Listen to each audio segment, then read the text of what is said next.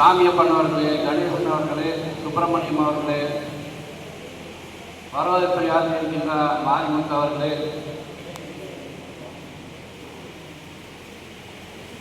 இந்த கூட்டத்திலே சிறப்பான முறையிலே பல்வேறு நிகழ்ச்சிகளை அரசு என்ன செய்து கொண்டிருக்கிறது, மாநாடு என்ன செய்ய போகிறோம் என்று நமது மாநிலத்தினுடைய அமைச்சர் தீனமதி அவர்களுக்கெல்லாம் விளக்குரை கூறியிருக்கிறார்கள். நாங்கள் வர்ற கொஞ்சம் லேட் ஆகிடுச்சுங்க, அதனால் முதல்லலாம் வருத்தத்தை தெரிஞ்சுக்கிறேன். ஏன்னா சாப்பாட்டு நேரம் ஆகிடுச்சு, நீங்கள் ரொம்ப நேரமாக காத்துட்டு இருந்திருக்கீங்க. ஒரு சில கருத்துக்களை மட்டும் சொல்லி நான் முடிச்சுக்கிறேன். அது அடுத்தபடியாக நமது மாநிலத்தினுடைய கொள்கை பயிர் செயலாளர் மகேந்திரன் அவர்களே, முதுமை செயலாளர் கந்தவேல் அவர்களே மற்றும் மாநிலத்தினுடைய செயலாளர் மாநாட்டினுடைய செயலாளர் மகேந்திரன் அவர்களே மற்றும் இங்கே அமைந்திருக்கின்ற மாவட்டத்தினுடைய சுப்பிரமணியம் அவர்களே, மாவட்டத்தினுடைய தலைவர் பாலகிருஷ்ணன் அவர்களே, செயலாளர் சரவணன் அவர்களே, பொருளாளர் ஜெயராம் அவர்களே, துணை அமைப்பு செயலாளர் வெங்கடாசலம் அவர்களே, துணைத் தலைவர் கணேசன் அவர்களே, ஜெகநாத் நாகராஜ் அவர்களே, மாவட்டத்தினுடைய துணை செயலாளர் சேகர் அவர்களே, விஜயகுமார் அவர்களே, இறுதியாக நன்றியுரையாற்றி இருக்கின்ற சந்திரன் அவர்களே மற்றும் இங்கே வருகின்ற அமைதி காத்து இருக்கின்ற அனைத்து கிளை நிர்வாகிகளே அனைவருக்கும் முதல்க நன்றி தெரிவித்துக் கொண்டு, இந்த மாநாட்டை பொறுத்தவரையிலும் மேற்கு மண்டல மாநாடு என்கின்ற வகையிலே இப்போ ஒரு ஏற்பாடு செய்திருக்கின்றோம்.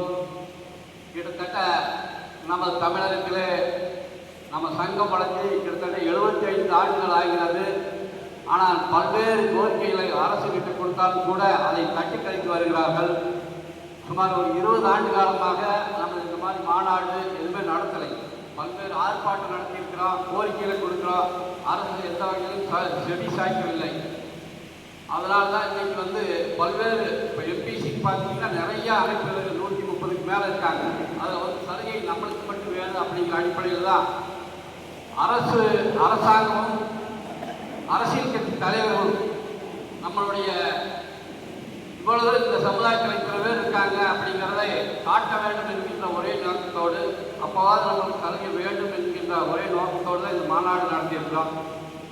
கிட்டத்தட்ட ஒரு 6-7 மாதமாக நாங்கள் இதுக்குண்டான வேலைகளை செய்து மேற்கு மண்டல மாநாடு ஈரோடு, திருப்பூர், கோவை எல்லா மாவட்டம் சேர்த்து நடத்தலான்னு ஏற்பாடு பண்ணியிருக்கிறோம்.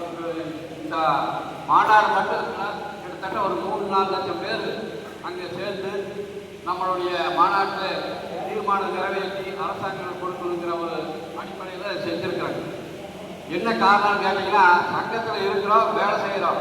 ஆனால் அரசாங்கத்துக்கும் அரசியல் கட்சிக்காருக்கும் நம்மளுடைய எவ்வளோ பேர் இருக்காங்க அப்படிங்கிறத ஒரு எடுத்துக்காட்டம். அதுக்கு நிறைய எல்லாருமே கலந்துக்கணும். அதுக்கு தான் பிரம்மாண்டமான ஒரு ஏற்பாடு பண்ணியிருக்கிறேங்க. கோயம்புத்தூரில் அவனாசி ரோட்டில் பிருந்தாவன ஆடிட்டோரிய இடத்துல நடத்தியிருக்கிறோம். டிசம்பர் 23. ஏன் 23ஆம் தேதி வச்சிங்க அப்படின்னா, அதுக்கு அடுத்து ஒரு 4 மாதத்துக்கு உங்களுக்கு எலெக்ஷன் வரப்போகுது. இன்றைக்கி தமிழ்நாட்டை பொறுத்தவரையில் எல்லாருமே கோயம்புத்தூர் தான் பார்த்துட்டு இருக்காங்க.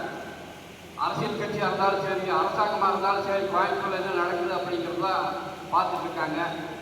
அதனால் கோயம்புத்தூரில் வச்சு தான் இந்த ஒரு பிரம்மாண்டமாக நடத்தி நம்மளுடைய கோரிக்கைகளை அரசாங்கத்திடம் கொடுத்து கண்டிப்பாக அதை நிறைவேற்ற வேண்டும். நம் சமுதாயத்தில் நிறையா படிச்சிருக்காங்க, இன்ஜினியரிங் படிச்சிருக்காங்க, பல்வேறு வேலைக்கு போகிறாங்க. ஆனால் இருந்தாலும் மருத்துவத்துறையில் IAS IPS துறைக்கு இன்னும் போய் சேரல. மற்றபடி வக்கீலாவோ இன்ஜினியராகவோ நிறைய பண்ணியிருக்காங்க. ஆனால் இந்த துறைக்கு போகணும்னு சொல்லிச்சுன்னா நம்மகிட்ட அந்தளவுக்கு காசு பொருளாதாரம் இல்லை. அப்போ என்னன்னா இடஒதுக்கீடு ஒரு 5% இடஒதுக்கீடு கிடைச்சா ஈஸியாக நம்ம போயிடலாம். அந்த கோரிக்கை தான் மத்திய அரசாங்கத்திற்கும் மாநில அரசாங்கத்திற்கும் வைக்கிற முக்கியமான கோரிக்கை. அது நம்ம சமுதாய மக்களை முன்னேற வைக்கணும்.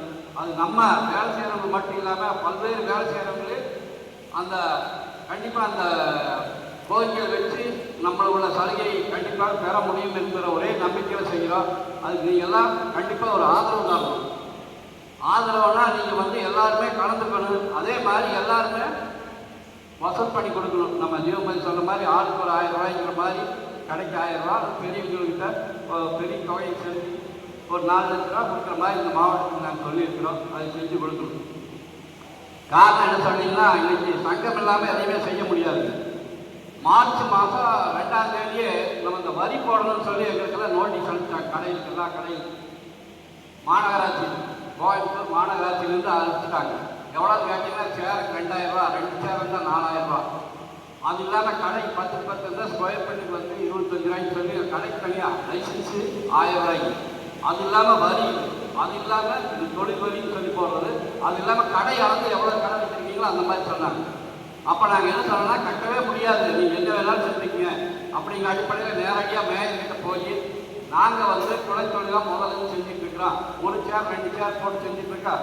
அதனால் கண்டிப்பாக கட்ட முடியாதுங்க, நீங்கள் என்ன நடவடிக்கை எடுக்கணுமோ எடுத்துக்கலாம் அப்படிங்கிற மாதிரி சொல்லிட்டு வந்துட்டோம். இதுவரையும் கட்டல. ஒரே காரணம் என்னன்னு கேட்டிங்கன்னா, சங்கம் தான். சங்கத்தை கட்டால் அரசாங்கம் பயந்துச்சு. நம்மளுடைய ஒற்றுமை தான். ஒற்றுமை கட்டால் சங்கம். இதுவரையில் வந்து எத்தனையோ தடவை எல்லா கடையிலும் வந்து ஃபைன் போடுறாங்க, மிரட்டுறாங்க. நாங்கள் நீங்கள் எதாக இருந்தாலும் தலைவர்கிட்ட ஃபோன் பண்ணி பேசுங்க. சங்கத்தாங்க தலைவர்கிட்ட பேசுங்க.